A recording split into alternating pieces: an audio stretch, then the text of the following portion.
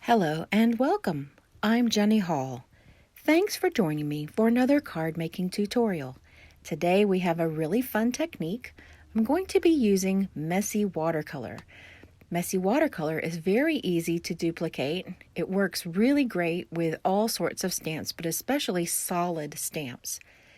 I'm going to be using some products today from Hutson's shop, and the stamp set Thistle from Essentials by Ellen line is perfect for this type of technique.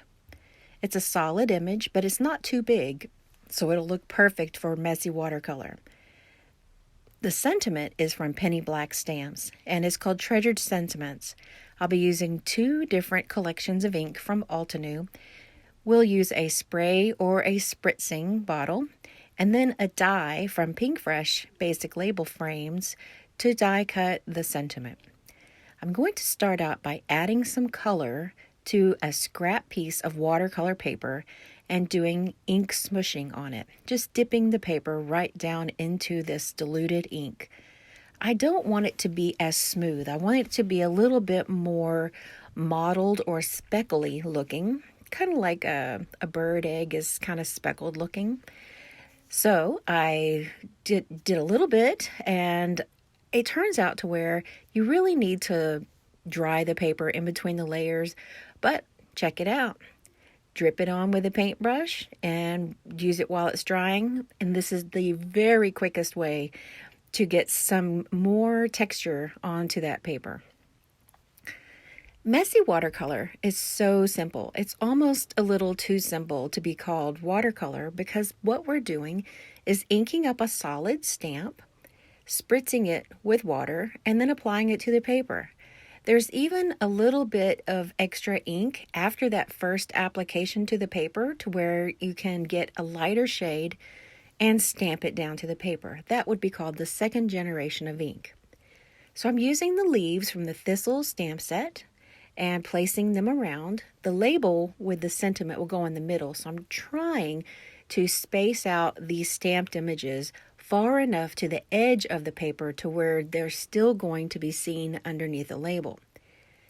2 different colors of purple are going to blend really nicely with this really pretty gray, and I'm doing the same thing as far as using the leftover ink and then using a little bit of that ink to kind of spread it around. If it doesn't stamp nicely enough and look natural, then I just kind of rotated that stamp around and drug it through the ink, and it spread out pretty nicely.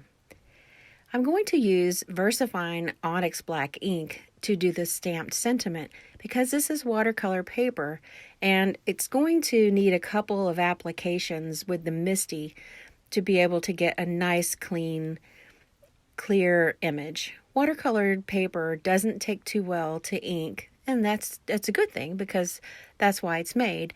But using it for sentiments, I like to be prepared and have my sentiment loaded into a stamp positioner. And you can see here that it's die cut. I used some purple tape to hold it in place. There is some double-sided tape holding this panel to a A2 card base, and then I'm using double-sided foam tape underneath the sentiment. It's going to be raised up just enough. These are some really pretty clear droplets. I'm not sure what they're made of. They're not glass, but they're a kind of plastic, and they're available in the Hutson store. This is part of her Essentials by Ellen line. And I'm using the Nouveau pen underneath them, just adding a little dot. And they bring so much sparkly life. They are so pretty. I hope that you try this technique, and I would love to hear how it works out for you and what you think you could use to get this same type of look. Thank you for joining me today. I'll see you next time. Hi, my name is Trip. Thanks for watching the video. See you next time.